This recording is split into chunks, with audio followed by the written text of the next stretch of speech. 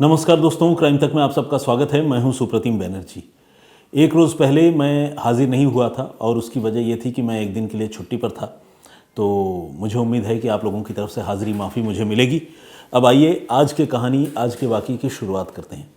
वो मामले जो बहुत संगीन हो, लेकिन जिन मामलों में क्लू के नाम पर पुलिस के या इन्वेस्टिगेटिव एजेंसी के हाथ बिल्कुल खाली हों, जब उन मामलों को कोई एजेंसी सुलझा लेती है, किसी राज्य की पुलिस क्रैक कर लेती है, तो उन पुलिस ऑफिसर्स को किस तरह का जॉब सेटिस्फैक्शन मिलता होगा, इसका अंदाज़ा आज की कहानी को सुनने के बाद आपको लगेगा।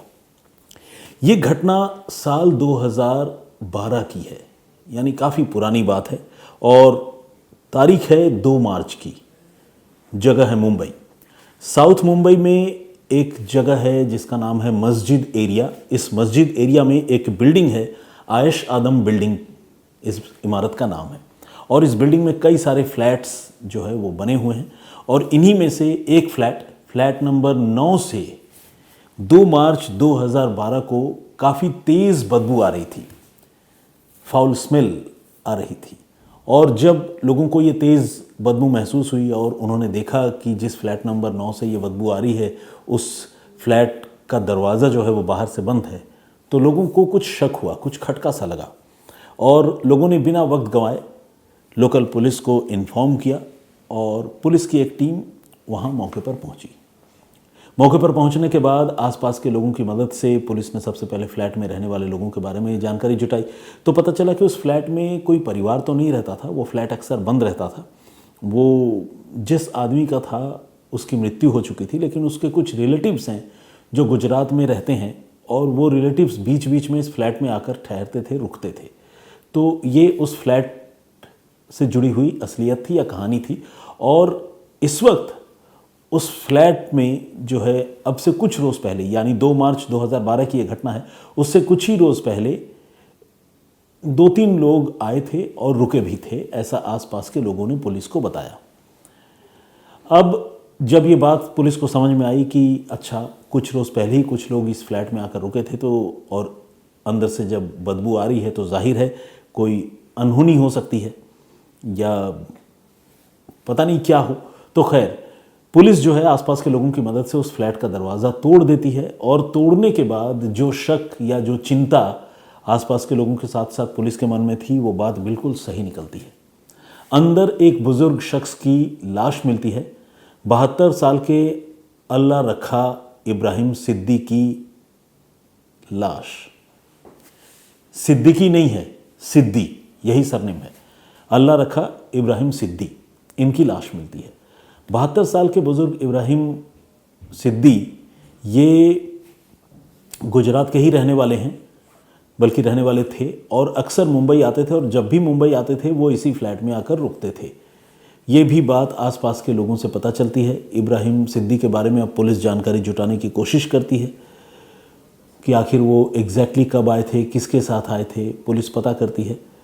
तो आसपास के लोगों से पूछताछ करने पर पुलिस को पता चलता है कि इब्राहिम सिद्दी जो है 27 फरवरी को 28 फरवरी को एक नौजवान लड़के के साथ इस फ्लैट में आए थे, लेकिन इसके बाद ये फ्लैट बंद करके वो दोनों कहीं चले गए थे। किसी ने उनको जाते हुए नहीं देखा, हाँ आते हुए ज़रूर देखा। और फ्लैट में अब ताला लगा हुआ था। तो अब फ्लैट में ताला लगा हुआ था, एक शख्स की लाश मिल गई, दूसरा जो शख्स है अल्लाह रखा इब्राहिम सिद्दी के साथ आने वाला, वो शख्स गायब है। तो जाहिर है वो शख्स जो है सबसे ज़्यादा प्राइम सस्पेक्ट है और वही शक के घेरे में है। लेकिन उसके बारे में जब पुलिस वाले उस फ्लैट में रहने वाले पड़ोसियों से पूछताछ करते हैं तो वो कुछ भी नहीं बता पाते। वो इतना ज़रूर बताते हैं कि हाँ, उन्होंने एक यंग लड़के को बुज़ुर्ग अल्लाह रखा इब्राहिम सिद्दी के साथ देखा तो था, लेकिन वो यंग लड़का कौन है, इस वक्त कहाँ है, कहाँ चला गया, इसके बारे में वो कुछ भी नहीं जानते हैं। तो एक तरह से पुलिस के पास उस लड़के के बारे में जानकारी थी भी और नहीं भी, क्योंकि इन्फॉर्मेशन के नाम पर सिर्फ इतनी ही जानकारी थी कि एक लड़का साथ में था, वो लड़का कौन था ये नहीं पता था। बहरहाल अब पुलिस ने उस पूरे मकान की बहुत बारीकी से तलाशी ली। तलाशी लेने के बाद पुलिस ने देखा कि उस मकान से कुछ कीमती, कुछ वैल्यूएबल चीज़ें जो है वो गायब हैं और साथ ही अल्लाह रखा इब्राहिम सिद्दी जिनकी लाश अंदर पड़ी हुई थी, उनका मोबाइल फ़ोन भी गायब है। इससे पहले कि इस कहानी में और आगे बढ़ें, लाश के बारे में सबसे पहले आपको बताऊं। लाश जाहिर सी बात है कई रोज़ पुरानी थी, तभी वो सड़ रही थी और उससे बदबू भी आसपास के लोगों को आ रही थी। लाश पर गले में स्ट्रैंगुलेशन मार्क जो है वो पुलिस को दिखाई दे रहे थे, यानी गला घोंटकर बुजुर्ग इब्राहिम की हत्या की गई थी, ये बात भी क्लियर थी। और मौके पर ही एक बेल्ट भी पड़ा हुआ था जिससे इस बुजुर्ग शख्स का गला घोंटा गया था, यानी मामला कत्ल का था, ये भी क्लियर था। और कत्ल का नहीं होता ऐसा तो संभव ही नहीं है, क्योंकि जब अंदर लाश पड़ी और बाहर से किसी ने ताला लगा रखा है तो यकीनन मामला कत्ल का ही हो सकता है। तो खैर, अब जब पुलिस को ये सारी बातें पता चली और पुलिस ने देखा कि घर से कुछ कीमती चीज़ें और इब्राहिम सिद्दीकी का मोबाइल फ़ोन भी गायब है, तो पुलिस के लिए ये इस केस को क्रैक करना थोड़ा और चैलेंजिंग हो गया, क्योंकि मोबाइल फ़ोन अगर पुलिस के हाथों में होता तो शायद उसको स्कैन करके या उसको खोलकर पुलिस उससे कुछ जानकारी और निकाल पाती, लेकिन यहाँ तो फ़ोन ही गायब था। तो पुलिस की जांच जो है अब मोबाइल फ़ोन की जो कॉल डिटेल है उसके ऊपर निर्भर करने वाली थी। लेकिन इसी बीच जब पुलिस ऑफिसर्स ने उस सीन ऑफ क्राइम का मुआयना किया तो उन्होंने देखा कि उस कमरे में एक डस्टबिन भी रखा हुआ है और उस डस्टबिन में एक ट्रेन का टिकट फाड़ कर फेंका गया है। कई बार होता है ना, यूजलेस पेपर जो होता है हम लोग फाड़ देते हैं और उसके बाद डस्टबिन में डाल देते हैं, तो उसी तरह से एक ट्रेन का टिकट जो है फाड़ कर उस डस्टबिन में फेंका गया था। पुलिस की नज़र उस टिकट पर पड़ती है और पुलिस जो है उस टिकट को उठा लेती है। उठाने के बाद पुलिस ये देखती है कि यह टिकट जो है अहमदाबाद से मुंबई सेंट्रल के बीच चलने वाली एक ट्रेन का है, और जिस ट्रेन का भी वो टिकट है वो जो है जनरल बोगी का टिकट है और 2 पैसेंजर्स जो है उसके नाम पर उनके लिए ये टिकट बना हुआ है। साथ ही डेट है ट्रैवलिंग का, वो है 27 फरवरी। जाहिर सी बात है, जैसा कि मैंने आपको बताया कि अल्लाह रखा इब्राहिम सिद्दीकी जो है वो गुजरात के रहने वाले थे, मुंबई में यहाँ आते थे। कुछ रोज़ पहले 2 लोगों को देखा था आसपास के लोगों ने, जिसमें एक तो इब्राहिम सिद्दीकी साहब खुद थे और दूसरा उनके साथ मौजूद एक नौजवान शख्स था। फिर ये टिकट भी मिला जो 27 तारीख का बना हुआ था। तो ये सारी चीज़ें इस बात की तरफ इशारा कर रही थी कि ये टिकट वही टिकट है जिस टिकट पर अल्लाह रखा इब्राहिम सिद्दीकी और उनके साथ वाले उस नौजवान लड़के ने ट्रैवल किया है। तो जो सोर्स स्टेशन था जहाँ से इन्होंने अपने सफ़र की शुरुआत की वो अहमदाबाद ही था, और अहमदाबाद से मुंबई सेंट्रल तक इस ट्रेन में ये दोनों पहुँचे थे, ये बात साफ हो गई। अब मुंबई पुलिस की एक टीम फ़ौरन अहमदाबाद पहुँचती है और अहमदाबाद में जिस ट्रेन से ये दोनों लोग आए थे उस ट्रेन के बारे में ज़्यादा से ज़्यादा जानकारी जुटाती है। साथ ही आरपीएफ यानी रेलवे प्रोटेक्शन फोर्स से बात करके उनसे इस ट्रेन के जो जनरल बोगियां हैं उन बोगी में बैठने वाले मुसाफिरों की तस्वीरें और वीडियोस मांगती है मुंबई की पुलिस। अब आप सोचेंगे कि जनरल बोगी में ट्रैवल करने वाले सैकड़ों लोग होते हैं, हर रोज़ वो गाड़ी आती है, तो क्या सैकड़ों लोगों की तस्वीरें आरपीएफ वाले शूट करते हैं, बनाते हैं, वीडियोस बनाते हैं? तो इसका जवाब हाँ में है। हर रोज़ भले ना हो, लेकिन अक्सर आरपीएफ वाले जनरल बोगी में ट्रैवल करने वाले लोगों की तस्वीरें और वीडियोस बनाया करते थे। और उसके पीछे की जो वजह थी वो ये थी कि कहीं ट्रेन के टिकटों की ब्लैक मार्केटिंग करने वाले लोग किसी तरह ट्रैवलिंग के काम में तो नहीं लगे हैं, पैसेंजर्स को गलत तरीके से ठगने या लूटने की कोशिश तो नहीं कर रहे हैं, और जनरल बोगी में जो पैसेंजर्स होते हैं उनको सॉफ्ट टारगेट बनाया करते हैं जो भी ट्रेन टिकट के ब्रोकर होते हैं। तो इसीलिए आरपीएफ अहमदाबाद जो है अक्सर वहाँ वीडियो शूट भी करती थी और स्टिल फोटोग्राफ्स भी लेती थी। तो इसीलिए मुंबई की पुलिस ने आरपीएफ वालों से कांटेक्ट किया और कहा कि वो प्लीज़ ये चेक करके बताएं कि 27 तारीख को जब ये पर्टिकुलर ट्रेन अहमदाबाद से चली थी उस वक्त जनरल बोगी में कौन कौन से पैसेंजर्स थे। तो आरपीएफ के पास जो तस्वीरों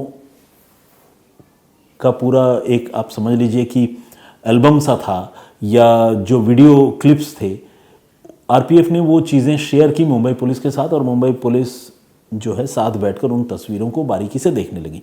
इस बीच ये जो अल्लाह रखा इब्राहिम सिद्दीकी हैं, इनके एक रिश्तेदार के बारे में भी पुलिस ने जानकारी जुटा ली थी और वो रिश्तेदार भी पुलिस की टीम के साथ, मुंबई पुलिस की टीम के साथ अहमदाबाद में आरपीएफ के दफ्तर में बैठकर उन तस्वीरों को देख रहा था, स्कैन कर रहा था, ताकि अल्लाह रखा इब्राहिम सिद्दीकी की पहचान कर पाए। तो जब पुलिस की टीम इन तस्वीरों को देख रही थी तो उनकी नज़र वाकई इन बुजुर्ग शख्स पर पड़ी जो 27 तारीख को अहमदाबाद से जनरल बोगी में सवार हो रहे थे, यानी अल्लाह रखा इब्राहिम सिद्दी। इनकी तस्वीर जो है वो आरपीएफ के पास मौजूद थी और वो जनरल बोगी में चढ़ते हुए दिख भी रहे थे। और एक और लड़का भी जो एज कंपेयर टू अल्लाह रखा इब्राहिम काफ़ी यंग था, वो लड़का भी इनके साथ उस ट्रेन में बोर्ड करता हुआ, उस ट्रेन की बोगी में चढ़ता हुआ दिख रहा था। तो ये क्लियर फोटोग्राफ जो है वो आरपीएफ वालों ने खींची थी और वो दिख रहा था। लेकिन क्लियर मतलब इतना क्लियर नहीं कि बहुत आराम से पहचान लिया जाए। आपको पता है काफ़ी भीड़ होती है जनरल बोगी में।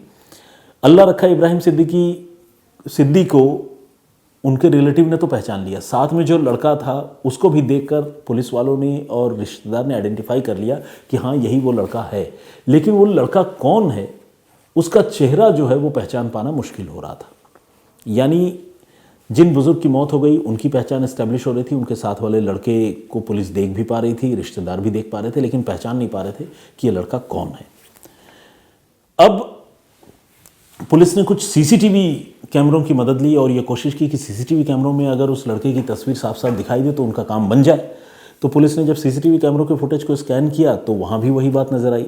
दोनों पुलिस को रेलवे प्लेटफॉर्म पर उस ट्रेन की बोगी के आसपास नज़र आए, उनकी तस्वीरें नज़र आई।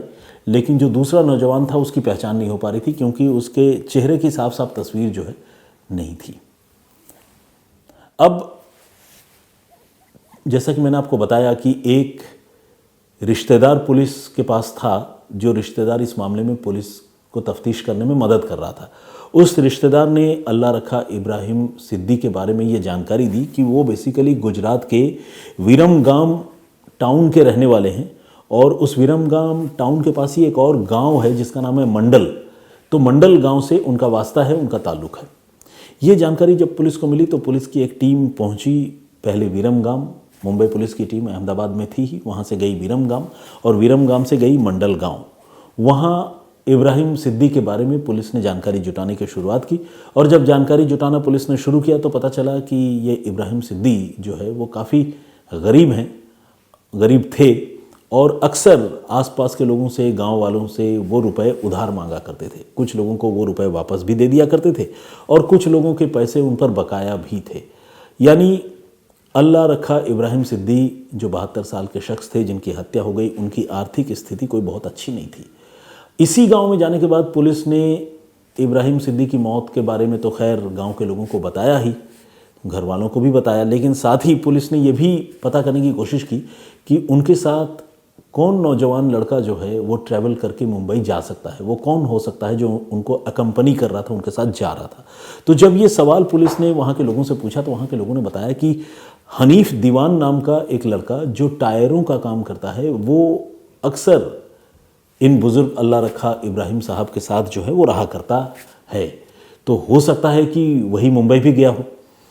चूंकि पुलिस के पास ब्लर्ड ही सही कुछ सीसीटीवी फुटेज और आरपीएफ की खींची गई तस्वीरें मौजूद थी तो पुलिस ने वो तस्वीरें जो हैं मंडल गांव के लोगों को दिखाई और मंडल गांव के लोगों ने देखते ही पहचान लिया कि अरे ये हनीफी है। चेहरा बेशक साफ नहीं दिख रहा था लेकिन बॉडी लैंग्वेज से, डील डॉल से, चलने के अंदाज से लोगों को पता चल जाता है। जब लोग किसी को पहचानते हैं तो उसको आइडेंटिफाई करना इतना मुश्किल नहीं होता। तो गांव के लोगों ने तो उस ब्लर्ड तस्वीर को देखकर भी आसानी से पहचान लिया कि ये हनीफी है जो अल्लाह रखा साहब के साथ नज़र आ रहा है। यानी एक बात अब क्लियर हो गया कि हनीफ जो टायरों का बिजनेस करता था वो इन बुजुर्ग के साथ मुंबई गया था। पुलिस की एक टीम ने, जो टीम वहाँ थी, उसने फ़ौरन दबिश दी हनीफ के घर और 20 साल के हनीफ को पुलिस ने उसके घर से धर दबोचा, उसे पकड़ लिया। शुरुआती पूछताछ में हनीफ ने अनभिज्ञता जताई, कहा उसे नहीं पता कि इनकी हत्या कैसे हो गई। तमाम झूठ सच बोले, लेकिन चूंकि सबूत बहुत पक्के थे और इशारा कर रहे थे कि कत्ल के वक्त ये वहाँ पर था तो हनीफ को अपना जुर्म कबूल करना पड़ा और उसने मान लिया कि हाँ उसी ने अल्लाह रखा इब्राहिम सिद्दी की हत्या कर दी थी और हत्या 28 फरवरी को ही की थी। उसके बाद वो गुजरात भाग आया। उसने बताया कि उसने सबूत मिटाने के इरादे से उनका भी मोबाइल फ़ोन लूट लिया था और अपना जो खुद का मोबाइल फ़ोन है, ये दोनों मोबाइल फ़ोन वो आते हुए मुंबई से गुजरात बीच रास्ते में उसने एक नदी में फेंक दिया। इसके साथ ही उस फ्लैट में जो भी कीमती चीज़ें थी या अल्लाह रखा इब्राहिम के पास जो भी रुपए पैसे थे वो पैसे भी उसने लूट लिए थे। अब पुलिस ने कहा कि क्या लूटपाट के लिए ही उन्होंने एक बुजुर्ग शख्स की हत्या कर दी, और वो भी एक ऐसे शख्स की जिसके साथ वो हमेशा रहा करता था। तो हनीफ ने इसके पीछे एक और कहानी सुनाई, और वो कहानी जो है वो लूटपाट वाली कहानी नहीं है, बिल्कुल ही एक अलग कहानी है। जैसा कि मैंने आपको बताया कि हनीफ और अल्लाह रखा के एज में बेशक काफ़ी गैप था, लेकिन दोनों में दोस्ती थी और दोनों में अक्सर बातें हुआ करती थी। और अल्लाह रखा इब्राहिम के पास जो है रुपए पैसों की तंगी भी होती थी, वो अक्सर रुपए मांगा करते थे। इस बीच हुआ ये जो हनीफ नाम का नौजवान लड़का है 20 साल का, इसने एक बार क्रिकेट के एक मैच में सट्टेबाजी की और उसे कुछ पैसों का नुकसान भी हो गया। बातों बातों में हनीफ ने ये बात अपने साथी बुजुर्गवार अल्लाह रखा साहब को बताई। अल्लाह रखा साहब को मानो बैठे बिठाए एक मुद्दा मिल गया। उन्होंने ये कहा कि उसे 10,000 रुपये की सख्त ज़रूरत है, बेशक उधार ही सही।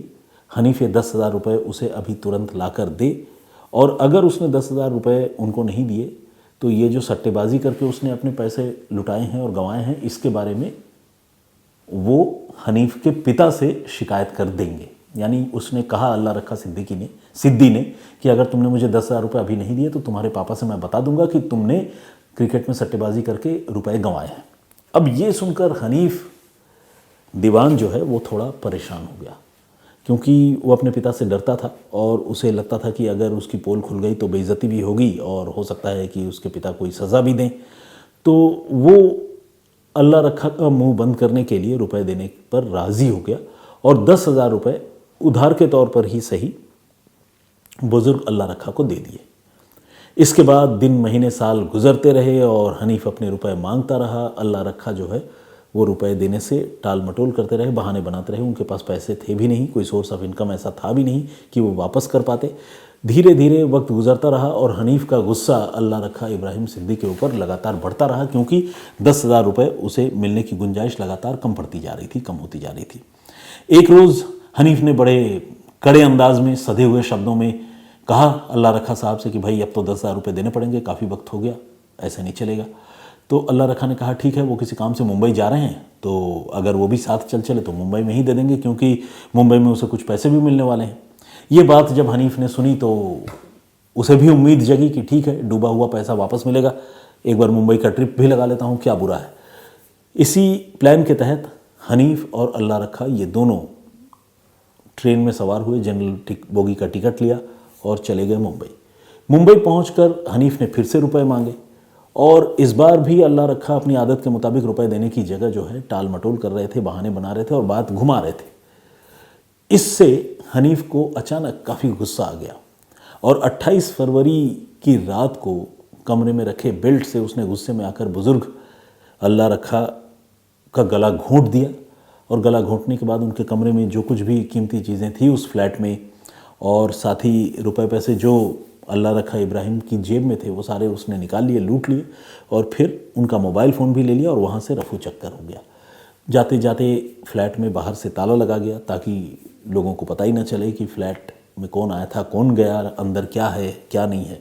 और वो अपने गांव में इत्मीनान से आकर रहने लगा। किसी को इसके बारे में कोई जानकारी नहीं थी कि वो मुंबई जाकर एक मर्डर करके आ गया है। लेकिन जैसा कि मैंने आपको बताया, पुलिस ने फटे ट्रेन के टिकट से इस मामले की तफ्तीश शुरू की और पीछा करती हुई मंडल गांव तक पहुंची और मंडल गांव में आकर हनीफ के बारे में जानकारी जुटाई और फाइनली उसे गिरफ्तार भी कर लिया। और अब तो हनीफ पुलिस की गिरफ्त में आने के बाद कत्ल की बात भी कबूल चुका था और यह भी बता चुका था कि किस तरह सिर्फ 10,000 रुपये के लिए उसने एक बुजुर्ग शख्स की हत्या कर दी। तो ये थी पूरी कहानी। इस मामले में कोर्ट में क्या स्टेटस है, गुनहगार को सज़ा हुई नहीं हुई, इसके बारे में अपडेटेड इन्फॉर्मेशन मेरे पास नहीं है। लेकिन इस कहानी का इन्वेस्टिगेशन जिस तरह से पुलिस ने किया और फटे हुए जनरल बोगी के ट्रेन के टिकट्स के सहारे जिस तरह से पुलिस एक मामले के कातिल तक पहुंची, उसे गिरफ्तार कर लिया, वो अपने आप में एक नायाब उदाहरण है, एक शानदार नज़ीर है। और इस तफ्तीश की जितनी भी तारीफ़ की जाए वो कम है। ये मेरा पॉइंट ऑफ व्यू है। आप लोग क्या सोचते हैं प्लीज़ कमेंट करके ज़रूर बताइएगा। मुझे आप लोगों के कमेंट्स का इंतज़ार रहेगा। होपफुली आइंदे मैं रेगुलर रहूँगा। एक दिन की छुट्टी तो खैर बीच में चलती है। आई होप कि आप लोग कंसीडर करेंगे। हो सकता है कि अगले हफ्ते भी एक दिन की छुट्टी लूँ। तो बाकी ऑल इज़ वेल। प्लीज़ इस वीडियो को देखिए, लाइक कीजिए और अपना कमेंट करना बिल्कुल ना भूलिए। मुझे आप सबके कमेंट्स का इंतज़ार रहता है। फ़िलहाल मुझे इजाज़त दीजिए। अपना बहुत ख्याल रखिए। जय हिंद, जय भारत।